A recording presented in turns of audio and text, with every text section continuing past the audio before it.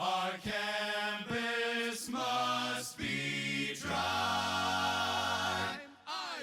Hello, everybody, and welcome to our last edition of the Dry Campus podcast for the football season, or at least for the last game of the football season, as we discuss the Outback Bowl that occurred on January 2nd. As your Indiana Hoosiers, after a successful season, unexpectedly fell to the Ole Miss Rebels 26-20 in a game that was very frustrating to say the least. It was a game where Ole Miss was seemingly having their way on offense. It was a game where Jack Tuttle definitely did not have his best game, throwing an interception, really unable to push the ball down the field. It was a game where time of possession was on our side by 10 minutes. We had the ball for 35 minutes. Ole Miss had it for about 24 minutes. But unfortunately, we did come up short.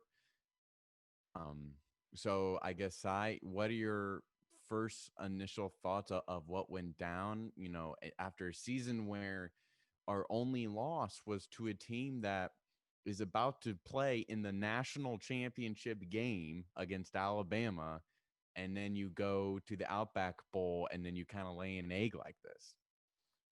It's kind of embarrassing, Ethan, especially because of all the, smack talk and all the conversations we had leading up to this game about how we were disrespected.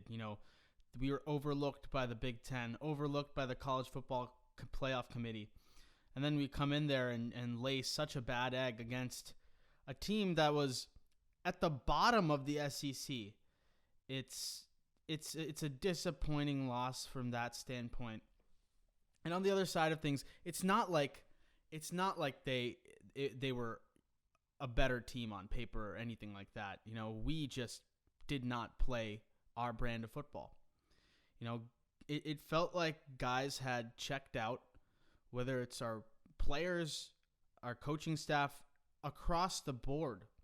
Guys felt like they checked out. It didn't really feel like they were that interested in this game. I think they took Ole Miss for granted, and they didn't really come out to actually play. Our offense was bad for most of the game. As you said, Jack Tuttle had a really bad game, and it wasn't even all Jack Tuttle's fault.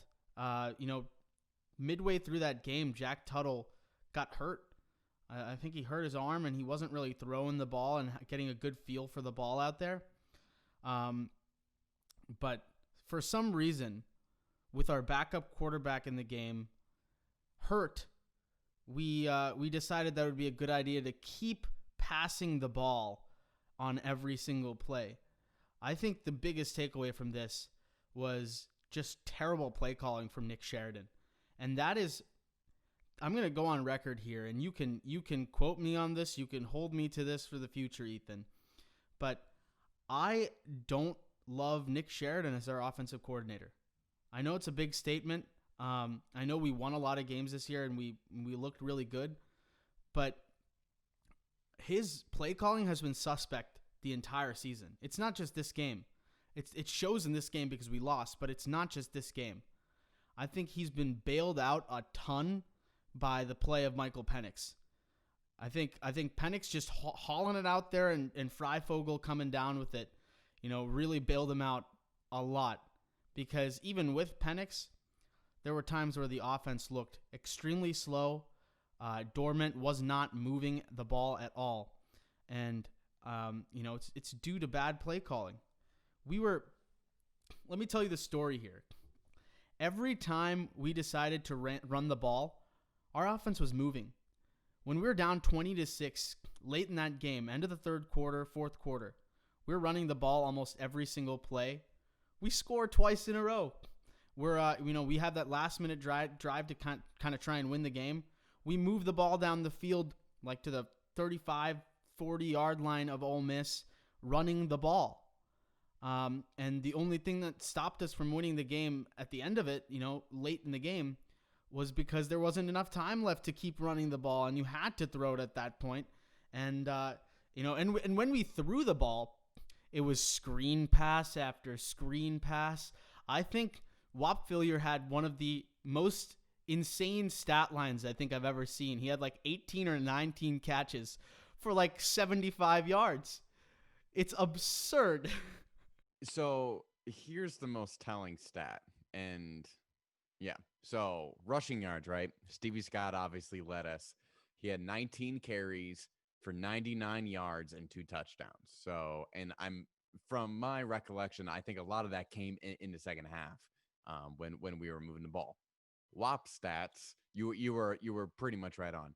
18 catches for 81 yards, right? So he's averaging about 4 yards a catch, while Scott was averaging about 5 yards a carry.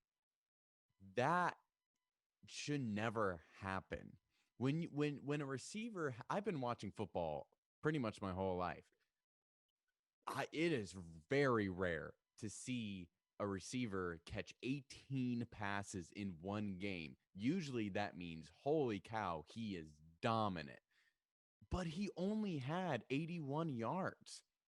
I mean, that shows that he was only catching quick slant routes or like you said, screen passes. I mean, there was one where it was screen or just a quick pass to Wop. This was in the first half, and he started running backwards, and I think he lost like 12 yards. And it's like, you can't do that. And yes, he would. There's an argument you can say, well, he was one block away from that being a positive play, but that those two stat lines, the Stevie Scott carrying 19 for 90, so essentially 100 yards, right? Also the 2 touchdowns, so it showed when it mattered most, Scott was the one that was able to actually score the touchdowns. And then Wop with 18 catches for 81 yards. That is, I don't think that's necessarily anything against Wop, but I think that's against Jack Tuttle for not looking to go downfield, for not looking for Freifogel or Marshall. I mean, you saw Miles Marshall had a fantastic catch there to keep a drive going. And it seemed like every time we were able to go downfield, there was at least a shot where we could make a catch, because anytime you throw to Freifogel, either he's going to catch it or he's going to draw a defensive pass interference, right? And so I feel like Jack Tuttle didn't aim for Freifogel enough.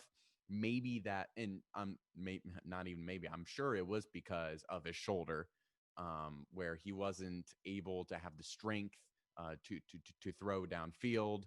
And then his one interception, it was bad. It was clearly underthrown. He was on his back foot trying to make a play. And especially when we were, I don't know where we were on the field. I'm guessing around the Ole Miss 30-ish yard line, possibly even further. That interception was absolutely crucial. And yeah, I'm in total agreement with you. Nick Sheridan, that was his worst game of the year. And then, I mean, you look at the games there, we haven't seen much of Jack Tuttle, obviously. But the 2 games where IU didn't have Jack Tuttle, we scored 20 points against an Ole Miss defense. That's horrible. I mean, they were allowing 40 points a game throughout their 9 games before they played us. And then the game before was the Wisconsin game where, yeah, we won, but we only scored 14 points. And we were kind of praising Jack Tuttle during that. Like, yeah, he had a solid game. We weren't praising Nick Sheridan, and that those 14 points were well earned, but it felt like we could have scored more in that game. And like you said, I do agree with you. Michael Penix is such a talent to the point where, I mean, you look back at the Ohio State game, a lot of those plays weren't great designed plays by Nick Sheridan. It was Penix to Freifogel just making plays. That's what it was. It was talent, quite frankly. It wasn't necessarily the play calling. And when that isn't clicking, we're kind of seeing the consequences of that. Only scoring 20 points in a bowl game when you have to score more. Knowing when you're playing an Ole Miss team, their offense, what was great. Matt Corral, great quarterback, 30 of 44, 342 yards. 2 touchdowns, and with guys that were essentially second stringers. Like a lot of their main starters were sitting, maybe in preparation for the NFL draft or whatever.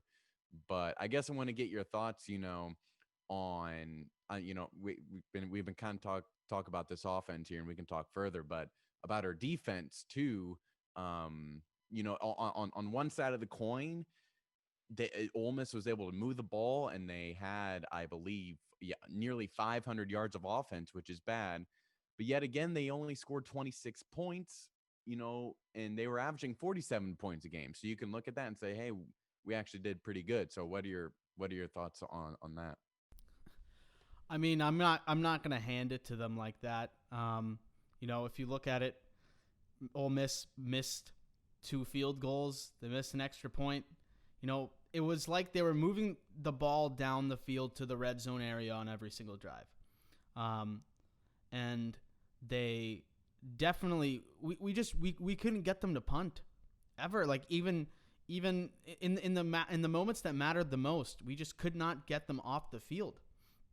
And, look, again, this might be, just my opinion, but I feel like this, you might be sharing some sentiments here as well, but it kind of seemed like Kane Womack had checked out, because he got this new fancy head coaching job for South Alabama. And everyone was kind of hyping that up, talking about it. It kind of felt like, if you look at his social media, he was just, it was all South Alabama stuff, like pretty much getting posted all the time. It kind of felt like he had one foot out the door already. And that's not to say, he wasn't trying to win the game or anything like that. It's just maybe his head wasn't in it as much as it was in previous games. That being said, I actually don't think our secondary played a bad game. Our secondary, I thought, was solid because if you watch a lot of that game tape, it wasn't like Ole Miss was, throwing the ball down the field or anything like that for big plays. They were running the ball, they were getting quarterback runs, and they're running, little short slant routes, short out routes, and Corral was just getting to his check down option on a lot of plays, and they were just getting a lot of yardage for that. One of our big issues was our inability to tackle. We really struggled tackling in this game, and pretty much let Ole Miss get a lot of second chance opportunities where, it's a 3rd and 7 situation. A guy catches it, gets 3 yards, we can tackle him, but then they run for the first down and evade that tackle. We were terrible on 3rd down defense. We had a lot of opportunities to kind of get them off the field, and they converted almost every single time. So it's not like we didn't create chances for ourselves. We definitely did. They just took almost every opportunity they had, and the problem for me is the inability to make adjustments. They were killing us on the same types of plays throughout the game, and we just could not stop them. Corral had a tremendous game. I'm not gonna take anything away from him. He was playing great. He had the answer for everything, but our front seven just didn't have a good game. We weren't able to bring Corral down. We had opportunities where we could kind of get sacks and bring him down for a loss, and he just evaded and picked up yards. So it's it is disappointing for me from that sense because the only reason we had a lot of things went our way for us to even have a chance in this game. They had some missed field goals in there. Offensively, there were a lot of PI calls that, kind of gifted us opportunities. So, it's just disappointing that the defense kind of in some ways let us down. Maybe more than the offense because we knew what we were going to get from the offense. This isn't something that's new.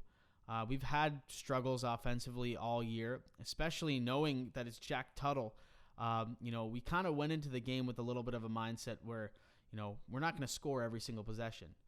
But, defensively, I was a little disappointed in what we were seeing. Yeah, I do agree that I am slightly disappointed in the defense. They were unable to get a turnover. Where Ole Miss got two, they got that fumble. Where Watt had fumbled, and then I think it was actually before that they got the interception. And it was also like there wasn't any pass by Corral, and this is maybe more of a tribute to Corral, that there weren't really balls that could have been interception or could have been intercepted. Um, we weren't even that close to getting a turnover, which was concerning. And you did bring up the point where Womack had already taken the head coaching job at South Alabama, and I'm sure he prepped, I'm sure he prepared, but when you have a head coaching job, it's going to be hard to concentrate 100% on your upcoming bowl game, knowing that in the back of your mind. And I don't necessarily, I'm not necessarily blaming Womack for that. I think that's actually a little bit more on Coach Allen to prepare better and to have his assistant coaches also prepare, for what Womack can prepare, because I'm sure Womack probably did what he could, but at the same time, he does have a responsibility to do things for South Alabama. And so I think maybe Coach Allen could have done a better job at prepping for the defense, um, in in the case that in the case that Womack wasn't able to because of um, his job duties for South Alabama. Going to the offense, I would actually pin more of this loss on the offense because you look at the first half, they were only able to put up 3 points, and it's not like I'm not asking a lot from this offense, but that was a pretty bad effort. You look at the receiving. WAP, of course, had the majority catches with 18. Freifogel only had 3. Scott had 2. Miles Marshall had 2, and David Ellis had 1. How Freifogel wasn't thrown the ball more is beyond me, and you can blame, I think, both Sheridan and Tuttle for that. Just going to the last possession, right, where we were running the ball, it was working. Then we got in Ole Miss territory, and yeah, time was a little bit of an issue, but I think we still could have ran the ball a couple more times since it was working, and the passing attack really, quite frankly, wasn't working. Every time we threw to WAP, okay, he averaged 4.5 yards a catch. That's bad. I mean, if you're talking about in terms of a receiver, that is not good.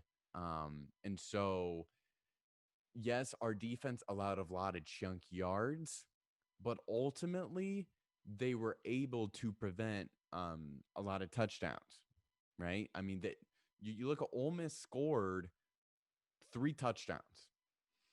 That's really not that bad. I mean, so they essentially had the 21 points, and then the like you said, their kicker had an awful day, and their kicker actually gave us a chance to actually win this game, and it was ultimately our offense that failed us. It was our offense that was unable to convert, um, and so both definitely both sides of the ball did not have their best game, and I totally get that. But I think the offense had a worse game because you also have to consider the opponent that they were playing. This Ole Miss defense was bad. I mean, they were not a good defense. They were allowing 40 points a game.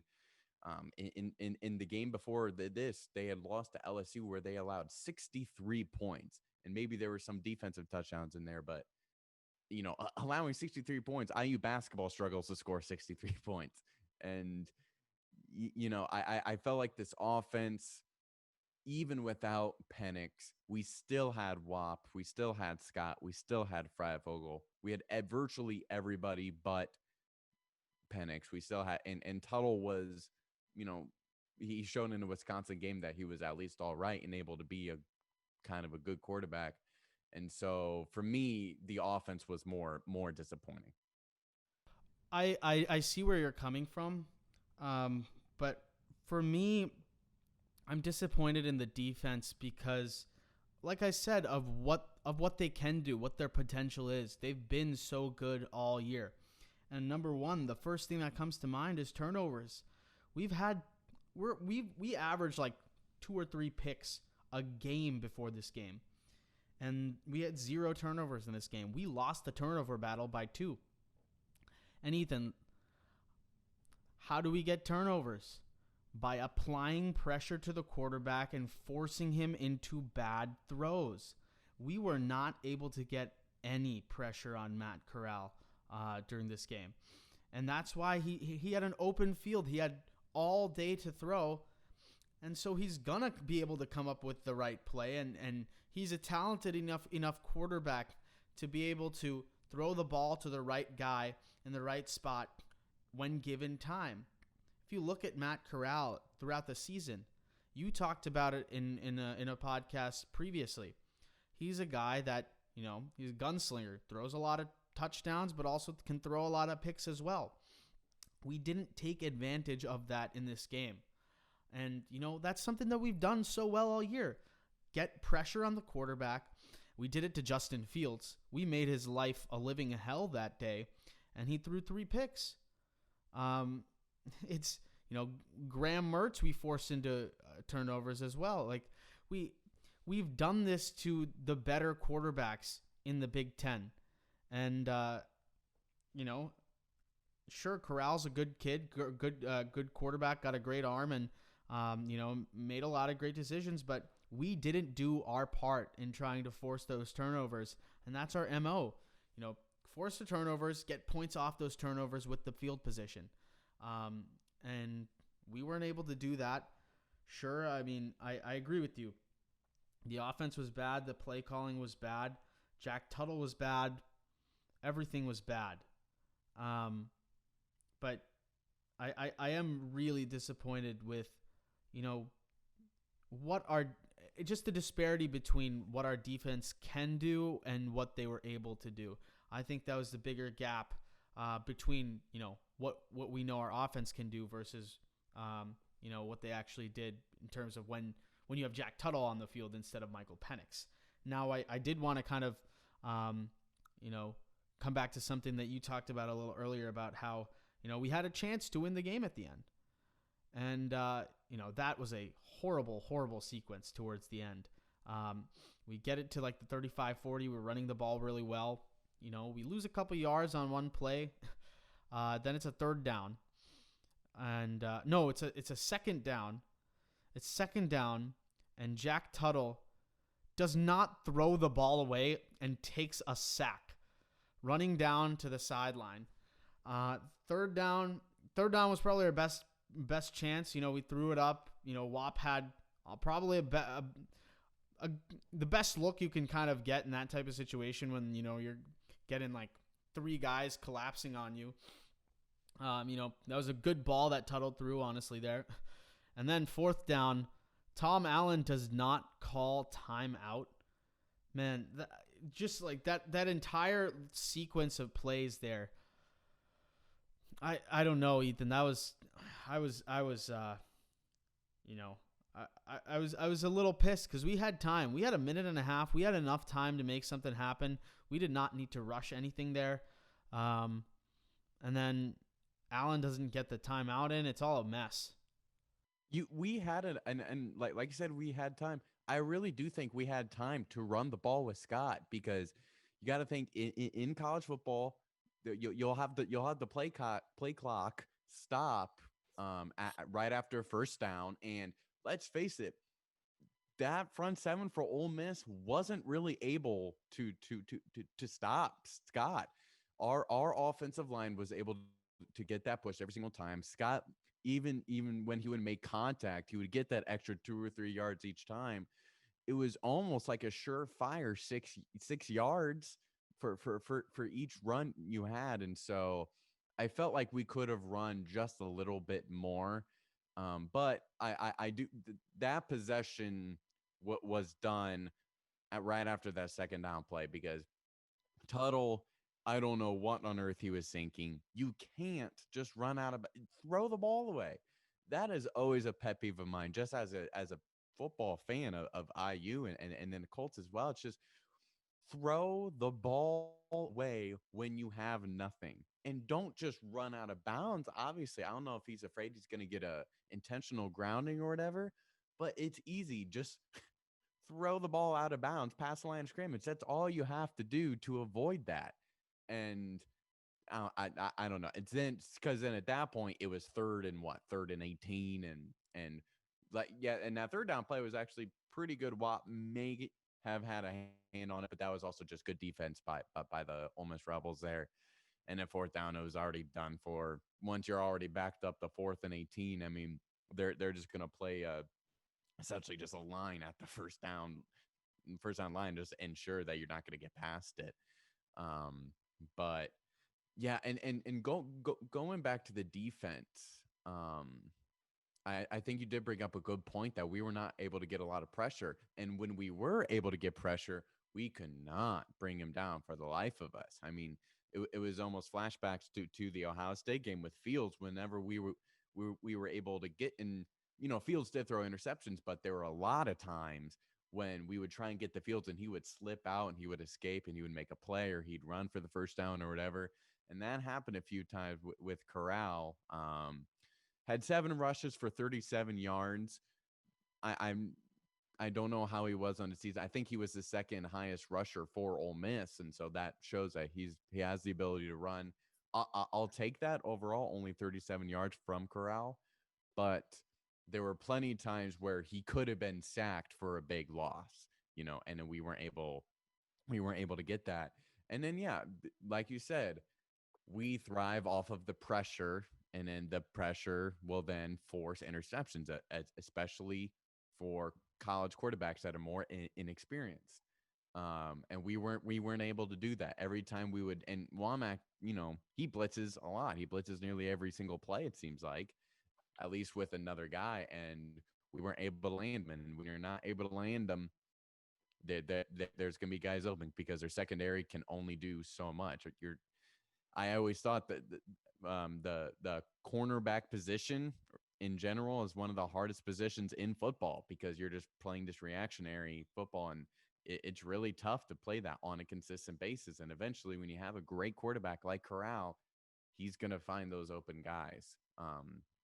So I'm both sides of the ball really had poor days. I think the only good thing was we have an NFL kicker on our hands. Charles Campbell's incredible. Had 50 yards, 50-yarder, and then a 53-yarder.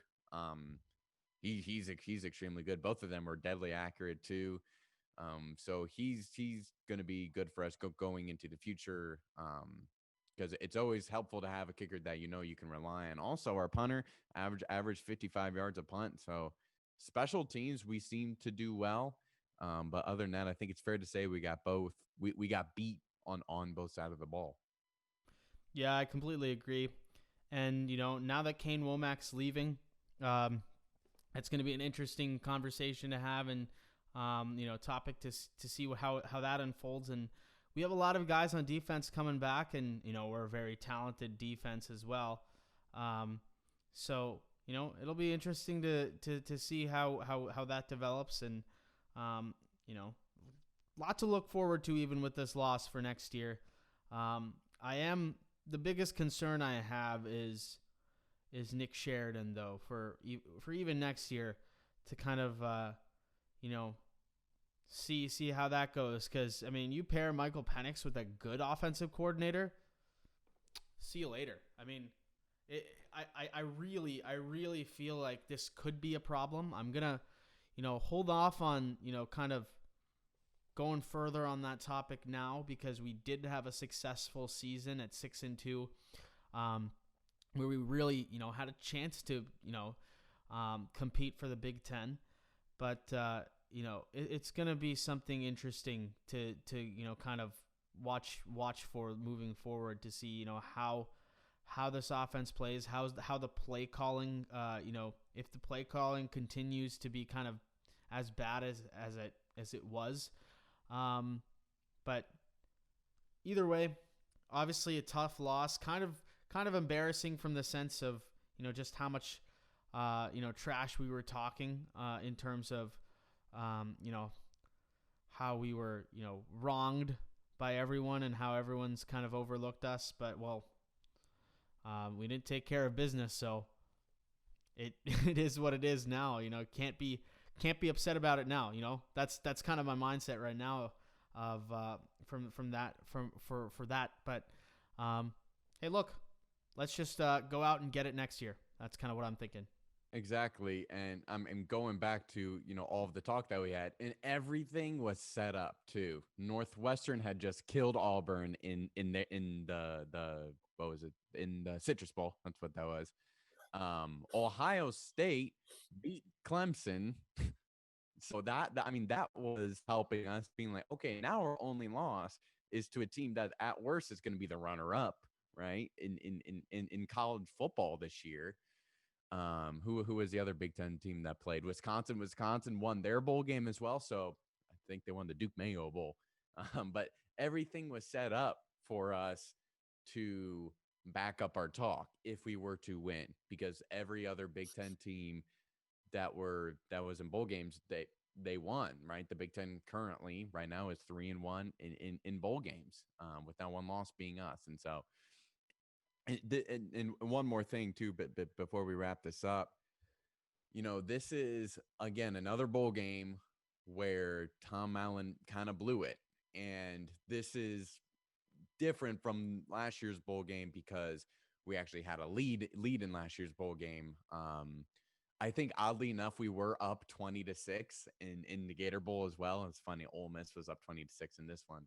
Tom Allen kind of botched that Gator Bowl last year where we didn't have our best hands team on the kickoff. Tennessee got the onside kick, and we ended up blowing that game. And then this year, right, when you're playing an opponent that you're obviously where your opponent is outmatched, we had better players, even their best, a team that went 4-5, and some of their best players weren't playing, and we had virtually everybody playing. And then you don't win this game.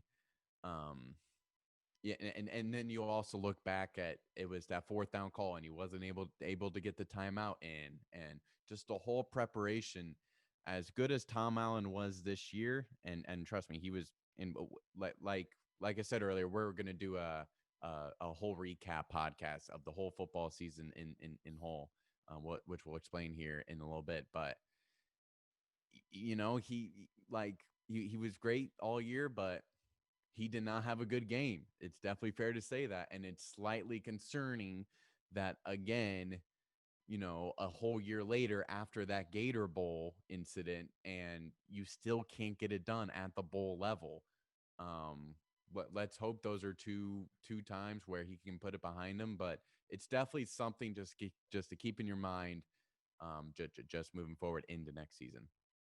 Yeah, I mean, I'm not overly concerned about, that grand, bigger picture type of stuff right now. I mean, I am, I know it might be a little bit of an excuse, but we were rusty. We definitely were. We hadn't played in a month. We didn't have a lot of practice coming in. Guys were coming back from COVID and things like that. And I know that's not an excuse. I know you're a stickler when it comes to, no excuses, Ethan, but I know it's not an excuse, but look, these are things that have happened this year because it's a weird year.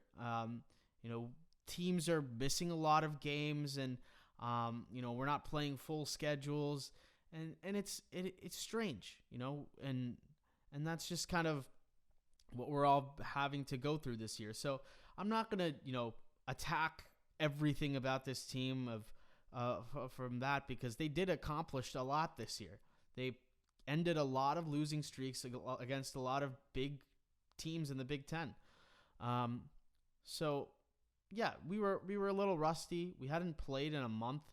So as much as you can say, you want to say, we were terrible. We didn't do anything right. Coaches did not coach well. I think I'm not going to give them a complete pass, but I'll give them like 20% of a pass for this one. And hopefully when we have a full season and we are in rhythm, things like that won't happen, and we'll take care of business against the teams we're supposed to take care of business against, and we'll be able to check off the few boxes that we weren't able to this year, maybe next year. But as you said, Ethan, we will be having another podcast probably this week at some point, kind of recapping the entire season, the highlights, the lowlights, our favorite moments. We'll have some good stuff in store for you guys, and hopefully it'll be a fun one. It'll be one of the more fun podcasts, I think. So, yeah. Yeah, I don't know. I got nothing more. We'll also have the podcast for the Nebraska game coming up too, where had a big lead, almost blew it, but thankfully we were able to get that one because there are not a lot of guaranteed wins in the Big Ten this year, and that was as close to a guaranteed win as you can get. So at Nebraska there, so we'll have that podcast for you as well. You can follow us on Twitter at Pod Dry, and on Instagram, what's it, Dry Campus Pod on Instagram? At Dry Campus Pod, yeah. At Dry Campus Pod on Instagram. Of course, subscribe to Dry Campus on YouTube. And I think that's all. So we will see you guys later, and tune in next time. Our campus must be dry.